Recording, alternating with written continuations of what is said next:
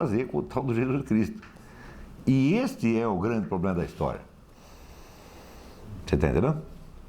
Então é por isso que, vamos dizer, a conversão dos judeus é considerada a etapa final da história humana. Na Bíblia está assim. Está compreendendo? Quer dizer, o fim do mundo é antecedido pela conversão dos judeus. O que significa que se tivesse convertido, teria acabado. Entendeu? Tem gente que tenta precipitar o processo, né? Em vez de converter, tenta eliminar e pronto. É, de matar todos. Daí não temos mais esse problema. Então, você pode dizer que a história do mundo é medida, tá certo? Daí para dentro, vamos dizer, pela relação entre a lei antiga e a lei nova. Tudo o que se passa na história ocidental pode ser contado pela relação entre, vamos dizer, o princípio da lei e o princípio da graça. Que às vezes parecem se identificar e às vezes parecem ser antagônicos. Agora, isso aí é um mistério que não me cabe explicar. Eu digo, eu sei que é assim. Quer dizer, a partir do advento de Nosso Senhor Jesus Cristo, todo o restante da história humana é medido por esta régua. De um lado tem a lei, do outro lado tem a graça. Você está entendendo? Que no fundo são idênticas, mas só no fundo. Na superfície da história, às vezes aparecem como antagônicas. Está compreendendo? Por exemplo, uma coisa interessantíssima. Muitas das escolas gnósticas apareceram com a ideia de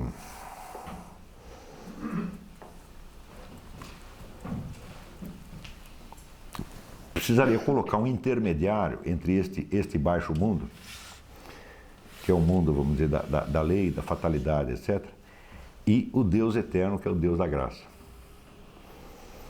Então, para isso é que os gnósticos inventaram outro Deus que fica no meio. Está entendendo? Então, por quê? Porque eles estavam vendo uma contradição entre a lei e a graça. Então tem um Deus bom e um Deus ruim. Está entendendo? Quer dizer, esse já é um efeito colateral disso aí. Quando você vê, por exemplo,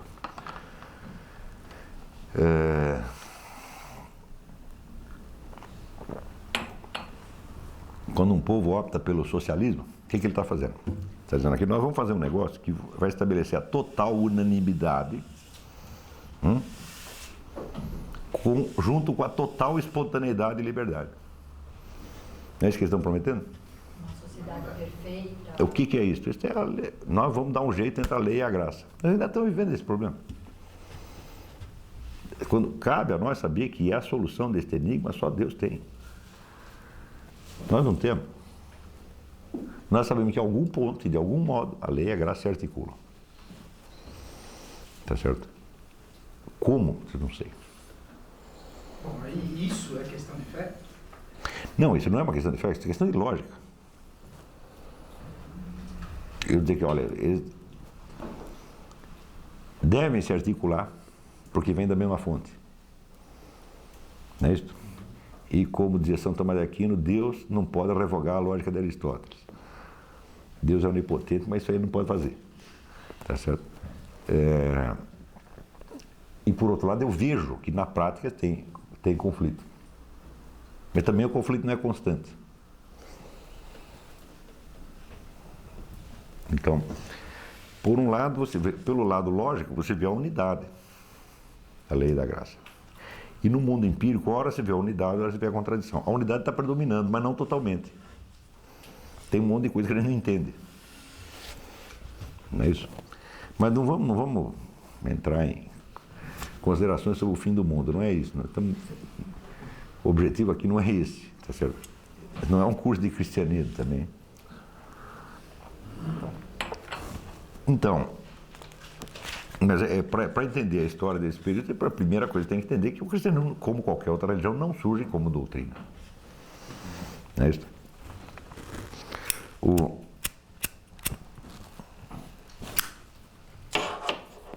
E o negócio da fé, quer dizer, o pessoal faz tanto barulho em torno da fé, né? Que... Uma vez já dei uma aula aqui no Seminário de Filosofia sobre isso. Olha, o sujeito chega com um livro e diz, olha, aqui você vai acreditar nisso porque isso é a palavra de Deus. Então, quer dizer, você vai acreditar pela confiabilidade da fonte. É isso? Sendo a palavra de Deus, Deus não vai te sacanear, não vai mentir, então tu tem que acreditar. Agora, por que eu hei de acreditar que isso é a palavra de Deus? É também pela confiabilidade da fonte? Não pode ser. Você está entendendo?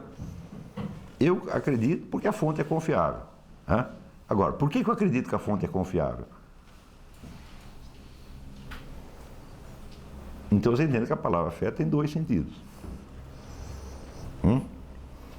Você deve acreditar no que Deus te disse, porque foi Deus que disse. Agora, como é que você sabe que foi Deus que disse? Isso aí não pode ser por fé, pô. Tem que ser por outra coisa. Está entendendo? Então Deus tem que te dar razões suficientes para que você aceite que foi Ele que disse aquilo. Está entendendo? E para que daí você acredite no restante do que Ele disse também. Você tem que ter razões para acreditar numa parte, até o ponto em que você descobre, então, peraí, isso aí não foi Deus que falou. Então daí o resto você dá uma credibilidade, mesmo que você não tenha provas. Está entendendo? Mais ou menos. O limite é meio Bom, tênue demais, assim, de onde acaba a minha confiabilidade, porque eu tenho fatos suficientes para consubstanciar essa. E onde começa... quando eu era moleque, eu viajava frequentemente com meu pai. E às vezes deixava sentado no trem e ia no bar. Tomar café, fumar cigarro. Né? E das vezes que ele me mandava um recado. Olha, seu pai falou para você ficar quietinho e esperar que ele vai voltar. Eu disse, bom, muito bem, eu acredito no meu pai. Mas como é que eu vou saber que foi meu pai mesmo que mandou o recado?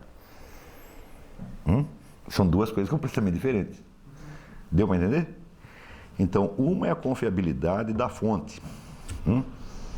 Outra coisa são as razões de você acreditar que a fonte é exatamente esta que alega ser. São duas coisas completamente diferentes. Está entendendo? Então, a confiabilidade da fonte quer dizer, por exemplo, se Moisés diz para os indivíduos, olha, nós vamos aqui conseguir escapar daqui, mas tem um jeito. Quem foi que te ensinou? Foi Deus. Vamos acreditar porque foi Deus. Mas como é que eu vou saber que foi Deus? Isso quer dizer que para que você acredite no restante, para que você acredite na promessa, é necessário que acredite na promessa por fé, é necessário que você acredite na narrativa por outros motivos, porra. Você está entendendo? Deu para entender? Os motivos não é questão de fé. Não pode ser questão de fé. Tem que ser um fato brutal. Você tem que ter reconstruído até um raciocínio de por que aquilo lá... Ou vai ser uma argumentação racional, no caso de você não ter a experiência direta, ou vai ter que ser um fato, que não tenha jeito de você negar. Está entendendo? É simples, você faz um teste. Você pega 100 pessoas crentes, 100 protestantes, católicos, judeus, qualquer coisa, e pega 100 militantes, socialista, nazista, qualquer porcaria que você queira. Pergunta para os primeiros: Deus costuma atender às suas preces? Tá certo? Ou ele sempre diz que não só para testar a sua fé? Ele vai dizer não, Deus geralmente atende. Agora de vez em quando tem algum negócio que ele não atende, eu não sei porquê, mas ele deve saber. Agora você pergunta para os outros: quando foi que este regime que você luta atendeu às suas promessas? Nunca. E você continua acreditando. Isso é que é fé. Você está entendendo? Porque se Deus nunca tivesse quebrado meu galho, eu estou com 55 anos, pô, tá entendendo? Tudo que eu peço ele diz que não. E eu estou lá, tá entendendo? Não é assim? E os caras que acreditam em socialismo acreditam assim, o socialismo real foi uma porcaria, mas o próximo vai ser bom. Eu digo, mas vai ter fé naquele lugar, né? Eu prefiro ter fé num Deus que, olha, ele geralmente atende, agora de vez em quando não atende e faz um negócio que eu também não estou entendendo por quê, mas como das outras vezes ele atendeu, eu sei que ele é leal, ele não vai me sacanear. Todo crente dirá isso, de Deus geralmente atende. Todos vão dizer isso. Né? Agora, pode ser que algum, olha, nunca fui atendido. Né? Um fato curioso, mas todos os meus colegas da faculdade que conheciam um pouco a Bíblia, assim, gostavam só do livro de Jó, porque eles achavam que aquilo retratava o que era Deus, e o resto era tudo mentira. Isso é geral. Assim. Isso é incrível, só que acontece o seguinte, Deus aprontou uma para Jó, né? Mas aprontou depois de ter atendido as preces dele até os 70 anos. Não é isso? De repente, agora eu vou armar uma aqui para você, né? O negócio de Abraão. Não, tu vai lá sacrificar o teu filho. É mentira, pô, não vai fazer nada. Né? Quantos anos tinha Abraão quando aconteceu isso, hein? Você está entendendo? Quer dizer, para acreditar num Deus que faz um negócio desse o tempo todo, isso é um pesadelo, pô. Então, você faz Stalin, Fidel Castro, Adolf Hitler, nunca cumpriram nada. Nada. E o pessoal está tudo lá, acreditando. Não é possível. E você está entendendo? Quer dizer, a recusa dos dados da revelação é burrice, é pura falta de inteligência, não é um problema de fé. A fé pressupõe um conhecimento. Eu estou há 30 anos pensando nisso, gente. O relato do Evangelho é confiabilíssimo. E todas as discussões em torno são imbecis, loucas, paranoicas, entendeu? Tudo por quê? Está lá um sujeito chamado Jesus Cristo, nunca fez mal a ninguém, né? Diz que ajudou umas pessoas. Por que ele inventar essa puta história, né? Enganar todo mundo e mais ainda, né? Ia compor uma equipe de publicitários para enganar o mundo, né? E não sobra uma única ata dessas reuniões, não sobra um único testemunho, o cara que, olha, eu participei da conspiração, mas eles estão sacaneando. Não é possível isso. Quer dizer, a hipótese é tão mirabolante e tão louca que eu acho que o simples fato de levá-la a sério durante 2 minutos é prova de debilidade mental. Eu não desconfio de nenhum dado da revelação, nem da revelação judaica, nem da islâmica, nem da budista, nem nenhuma. Diga, essa gente não está aí para mentir, você pensa que o quê? Que eles são o Duda Mendonça? Quer dizer, como é que... Existe o problema da qualidade das pessoas. Ele não é a fé em Deus, simplesmente a fé num testemunho. Diga. Outro dado que pode ser levantado em favor dessa veracidade. Eles inventaram tudo isso só para os romanos jogarem ele para os leões comer. Isso foi o que eles ganharam. Justamente os apóstolos sofreram martírio se isso. Exatamente. Não, nós vamos inventar aqui um negócio, o que nós vamos ganhar com isso? Um vai ser crucificado, outro vai ser jogado para os leões, né? Outro vai ser cortado em pedaços. É uma delícia, vamos lá. Propõe isso para o Duda Mendonça, papai. Nenhum publicitário vai fazer um negócio desse por esse preço. Não é isso? Então, quer dizer, não, simplesmente não é razoável isso aí. É muito rebuscado, muito artificioso. Você está entendendo? Quer dizer, os dados básicos da revelação são os dados básicos da história humana. Está entendendo? E eu não digo isso só com relação à revelação cristã, não, a história das religiões é feita disso, e isso é o critério. Uma vez escrevi um negócio dizendo o que é religião e o que não é. Porque hoje em dia, né, o Estado leigo moderno não tem condição de... Né, se eu invento aqui o culto como é que aquele padre escreveu o livro o culto, como é? Do culto místico da abóbora celeste, um negócio assim, né? Não era abóbora. Não, o repolho místico, Fraternidade Cósmica do Repolho Místico. Eu fundo aqui a Fraternidade Cósmica do Repolho Místico. Era um humorista que foi frade, é um cara engraçadíssimo, muito melhor do que o Veríssimo e todos isso. Então, eu invento aqui a fraternidade e chego lá no ministério e digo, quero registrar isso aqui como entidade religiosa. O ministro não sabe se é ou se não é, por via das dúvidas. Entidade religiosa. Entendeu? Então, por causa desta deficiência mental do Estado moderno, as pessoas não sabem o que é religião e o que não é. E por isso mesmo acham que está registrado como entidade religiosa, né? Então você tem o direito de pregar o que você quiser e quem quiser acreditar, acredita, né? É claro que isso é uma palhaçada, é claro que isso é uma mentira, tá certo? Mas tem que ter alguns critérios para você separar o que é uma religião e o que não é. Bom, a origem da religião, tá certo? Ela por si mesma, ela já enuncia a história. Ela já disse se é uma religião ou se não é. Também não vai haver tempo de explicar isso hoje, posso até explicar, sei lá, amanhã no seminário de filosofia, mas não é o nosso assunto, tá certo? Mas as religiões que o são de verdade, eles são os pilares da história humana. Agora, esse negócio da fé, isso aí como é que se diz, uma fonte de confusões absolutamente miserável. E você vê que a ênfase na fé, ela vai aumentando com o tempo. Então, parece que já a partir do século XIX, as pessoas acabam achando que tudo quanto é religião é matéria de fé. Eu digo que na religião é matéria de fé, assim, é somente a fé na promessa. Não é a fé na narrativa, nem na doutrina. A narrativa é aprovada com testemunho e a doutrina é aprovada com argumentos. E a promessa, bom, se você acreditou em tudo isso, acredita na promessa também, porque o cara que já fez tudo isso, ensinou tudo isso, não vai estar te sacaneando. Você está entendendo? Agora, aquilo que é, vamos dizer, provado, demonstrado, ou por experiência direta, ou por testemunho, aquilo é incorporado na doutrina.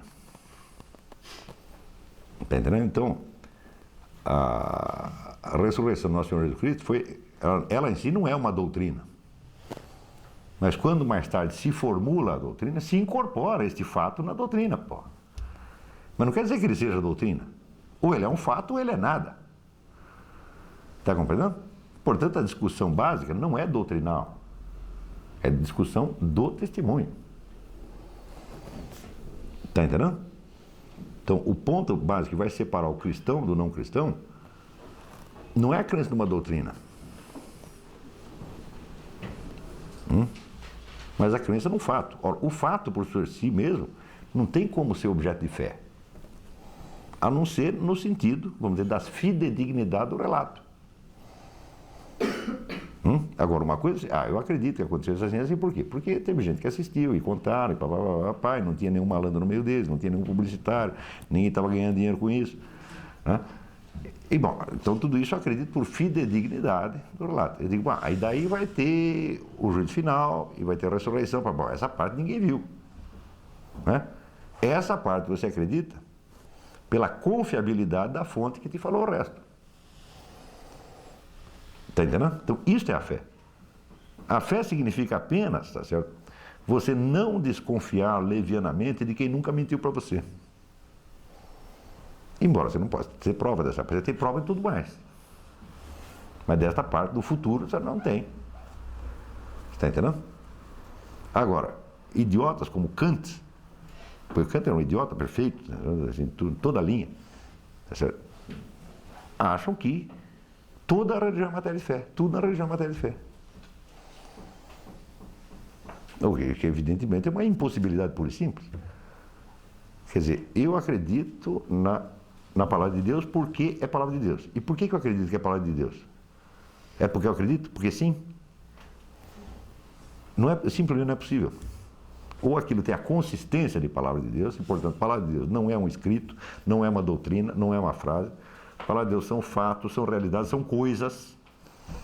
Deus escreve com coisas, tá certo? Então eu acredito nisso aí como eu acredito que chove, acredito que tem sol, acredito que estou vivo, tá entendendo? Quer dizer, isso é um dado de realidade. Tá entendendo? Agora, em geral a discussão acadêmica, pseudo-acadêmica em torno disso é boba. Não existe discussão séria a esse respeito. Você vê que nenhum sábio de primeira ordem se interessou por esse tipo de conversa mole. Aparecem os beletristas, tipo Ernest Renan, o maluco especulador como Feuerbach. o homem inventou Deus, etc, etc, né? Por causa disso, mais disso, assim, né? Precisa dizer que o homem inventou Deus, fala, bom, então tem que ter, ele inventou todos esses milagres, os milagres começavam a acontecer, e de vez em quando acontece algum, tudo isso aí porque o homem inventou, isso é uma besteira. Né? Então, porque o homem inventou alguma coisa, então de vez em quando a gente reza, pede algum negócio e acontece. Isso porque alguém inventou. Essa hipótese é tão artificiosa que não merece ser levada em consideração. É uma hipótese criada pela imaginação pueril, uma imaginação pueril amedrontada, tão desconfiada, tá certo? E que no fundo não é que ela não acredita em Deus, ela acredita num Deus maligno. Estão me enganando. Se não foi Deus, então foi uma conspiração de Dudas Mendonça no começo da história. É claro que isso é paranoia. Isso é realmente teoria da conspiração. Mas, bom, o impacto do cristianismo não é o impacto de uma doutrina. Isso é essencial entender isso. As primeiras tentativas de formulação doutrinal, tá certo? E, portanto, de apologética, portanto, de defesa retórica, tá certo? São bastante inadequadas. Bastante inadequadas. Você pode ler, por exemplo, Tertuliano. Quer dizer, Tertuliano, às vezes, na argumentação dele é de uma desonestidade assim, horrível. Tá certo? Tem um sujeito chamado Celso, que escreveu uma defesa da tradição greco-romana contra o cristianismo, e Tertuliano, então, refuta o sujeito, mas refuta daquela maneira, assim, parece o Congresso Brasileiro, né? Eles são argumentos muito safados. Agora, é um escritor maravilhoso e totalmente sincero. Então, é evidente que aquilo que Tertuliano diz não pode ser incorporado na doutrina. Não é isso? Com o tempo vai se acumulando uma massa de escritos cristãos, uns narrativos, outros de ensinamento moral, outros doutrinais, mesmo, teológicos, tá certo? E essa massa tem que ser depurada. Quer dizer, tudo isso que nós estamos falando, tá certo? Do que aconteceu, o que vale e o que não vale. E é para isso que tem justamente os concílios, que vão fixando, né, o que é doutrina da igreja e o que é aquilo que os cristãos falaram. Todo mundo tem direito de falar um monte de coisa, tá certo? Mas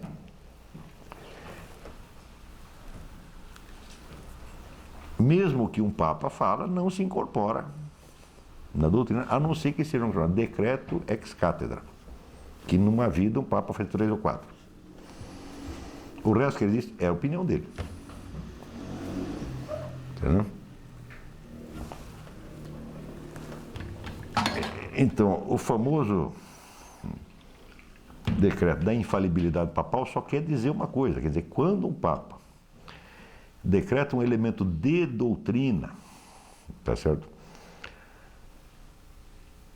Em acordo com tudo que veio sendo ensinado pela igreja, na sua doutrina, desde o início, ele não erra. É só isso que quer dizer. E o resto do tempo ele pode errar em praticamente tudo, como de fato muitos erram.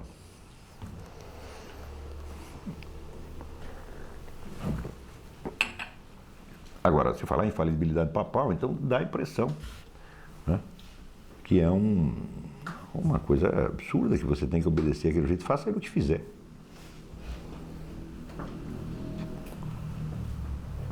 Muito bem. Para que surgisse, dentro do contexto cristão, uma situação similar àquela que foi vivida por Fílon de Alexandria, ainda precisava correr muito tempo. Por quê? Porque era preciso que a doutrina cristã estivesse explicitada, e que o legado greco-romano fosse suficientemente conhecido. Está entendendo? Uma condição que de fato não se cumpriu nos primeiros séculos. Se cumpriu primeiro, porque a doutrina ainda estava, vamos dizer, expressa de maneira muito rudimentar e nebulosa. O que você tinha era a recordação de fatos ainda muito recentes, fatos cujas consequências ainda continuaram a repercutir pelos séculos com toda a perseguição, martírios e milagres, etc, etc. Quer dizer, tudo aquilo ainda estava acontecendo, tá certo? Então, não era, evidentemente, vivido como doutrina, mas como acontecimento real, tá certo? Para que isso virasse doutrina, é necessário que haja um grande afastamento, é isso? E que toda a fase de narrativa e de discussão retórica tenha passado. Você vê que os grandes autores já do período escolástico, que é o suprassumo do pensamento cristão, praticamente já não se dedicam à apologética e, quando fazem apologética, não fazem apologética retórica, como Tertuliano, mas fazem apologética dialética, filosófica, como Santo Tomás de Aquino faz na Suma contra os Gentios. Mas isso é uma situação muito posterior. Portanto, nada de projetar isto, e muito menos projetar a nossa situação atual sobre as origens do cristianismo. Está entendendo? Então, isso também quer dizer que quando um cristão dos primeiros séculos toma posição a favor ou contra do legado filosófico grego, ele não sabe direito do que ele está falando. Porque ele nem tem, vamos dizer, a expressão suficiente da doutrina cristã para poder confrontá-la com uma outra doutrina, e nem tem o conhecimento adequado do legado grego, que já estava em plena decomposição. Nós não podemos esquecer que um monte de livros tinham desaparecido aí. E que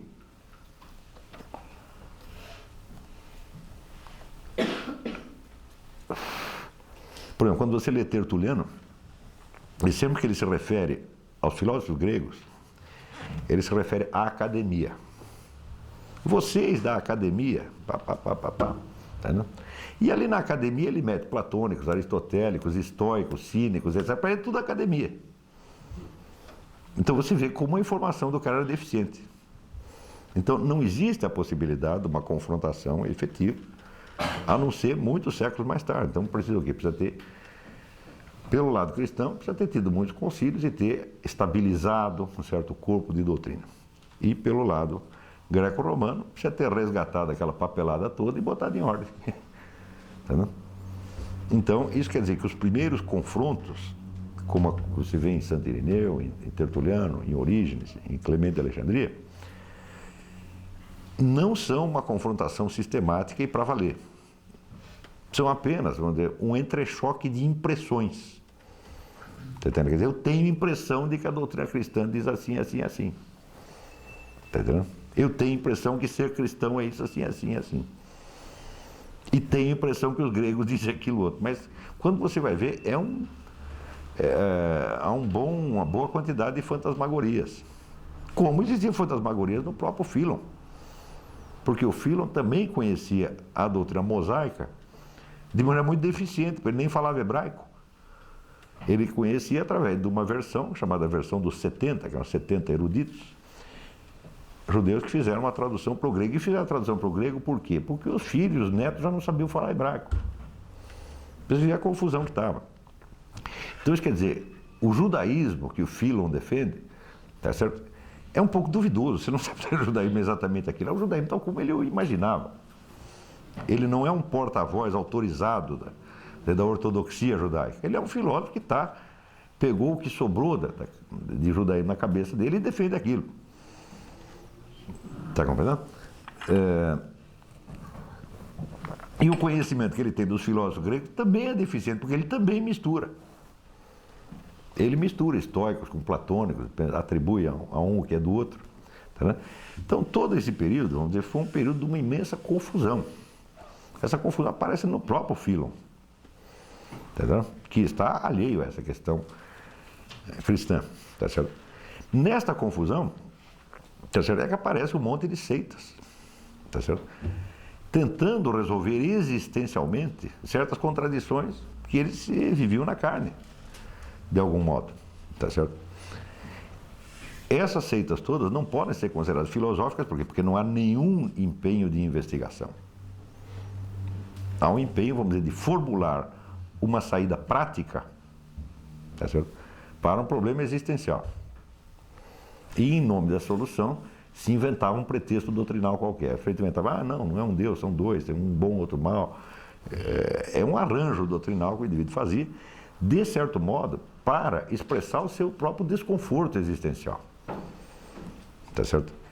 Este desconforto que gera as seitas gnósticas, ele é um elemento constitutivo da condição humana. Isso quer dizer que gnosticismo não é nem o nome de uma doutrina, porque existem tantas escolas gnósticas que se você quiser reduzir aquilo a uma unidade, você morre louco e não consegue. Entendeu? O que tem em comum em todas elas, e isto o Eric Voegelin sempre insistiu nisso, que o gnosticismo não é propriamente uma doutrina, ele é uma expressão de um tipo de experiência humana, que, transposto ao plano doutrinal, ele cai na fantasia e no erro, na medida em que ele absolutiza aquela experiência como se fosse a única possível. Quer dizer, como pessoas que tiveram um trauma, tá certo? E aquele trauma circunscreve e delimita o horizonte visível delas. Elas não enxergam nada mais para fora daquilo. Como o sujeito que tem uma neurose de guerra, tá entendendo? Então, o gnosticismo é uma expressão do sofrimento humano, do sofrimento real, verdadeiro e até justo, tá certo? Que, transposto doutrinalmente, ele vira vamos dizer, um pesadelo hipnótico. Tá certo? Então, e que volta e meia isto reaparecerá, tá certo? Aí reaparecerá no mundo moderno com um enorme impacto, sobretudo a partir do século XIX, a Revolução Francesa. Mas quando você lê os escritos do Marquês de Sade, tá certo? Ou vê aqueles personagens de Dostoiévski, como Ivan Karamazov, tá certo? A revolta total que eles têm contra Deus, entendeu? Eles fazem uma espécie de julgamento de Deus, né? É sempre baseado, vamos dizer, numa separação entre Deus e o homem. Eu digo, bom, peraí, se existe um Deus onipotente e infinito, não tem um jeito de você se colocar em face dele para falar dele como objeto. Você está entendendo? E este é o problema gnóstico fundamental. O gnóstico fala de Deus como objeto. Então, todo o discurso gnóstico, ele tem esse problema da autorreferência, ele não se explica a si mesmo. Está entendendo?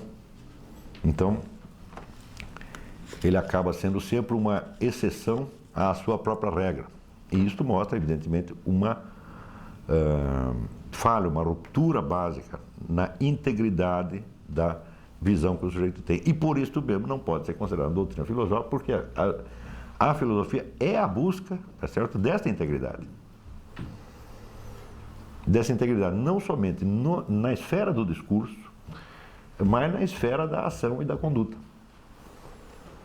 Então, quer dizer, se o sujeito é um filósofo, primeiro que ele busca a explicação de alguma coisa, bom, essa explicação que ele está buscando tem que explicar ele também.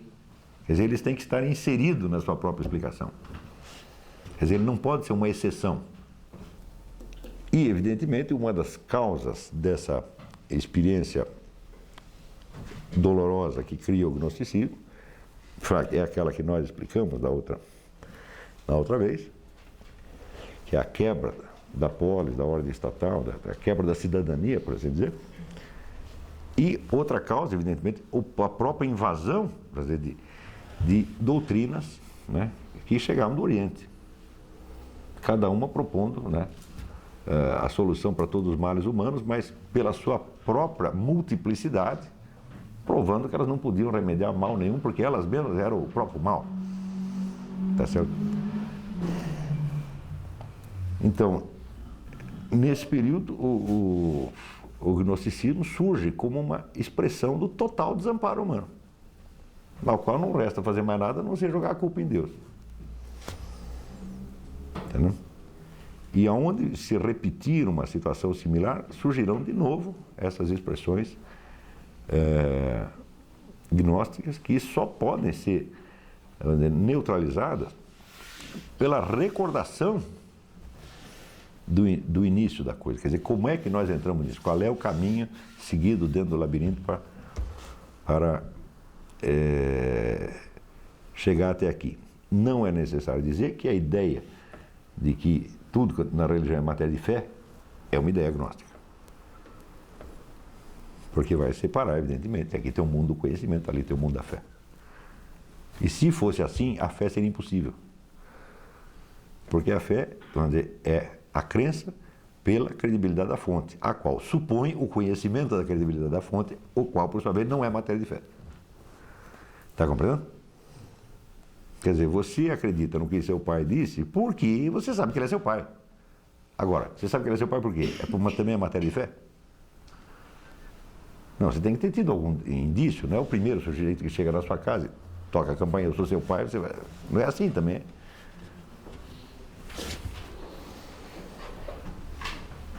Está compreendendo? Então, uma montanha de problemas filosóficos daí para dentro surgirão desta ruptura da integridade da visão do cosmos, tá certo? Que se expressa justamente nesta propensão gnóstica de encarar a realidade como se fosse uma coisa projetada no palco.